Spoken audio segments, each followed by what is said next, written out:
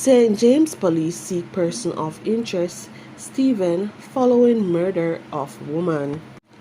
Man shot during machete attack on cops at police station in Hanover. Please remember to subscribe, like, share, comment, and don't forget to hit that notification bell so you can always be updated with the latest news. Now for the news in details.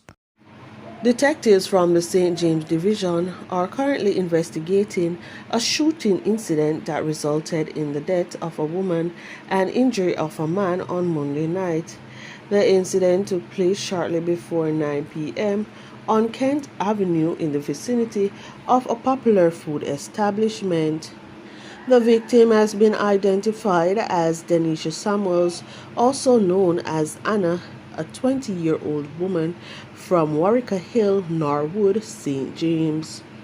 Investigators have identified a person of interest in connection with the homicide, an individual currently known only by his alias Stephen.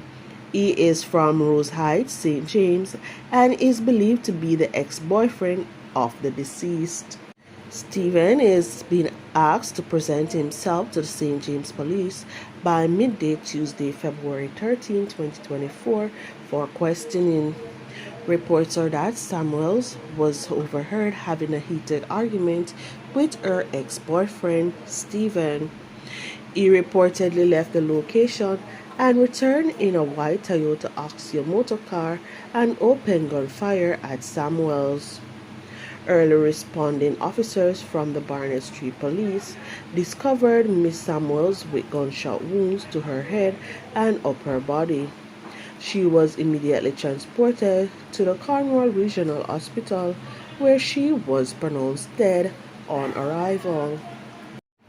Two female cops had to flee for their lives when a man reportedly attacked them with a machete at the Lucia police station in Hanover on Monday morning.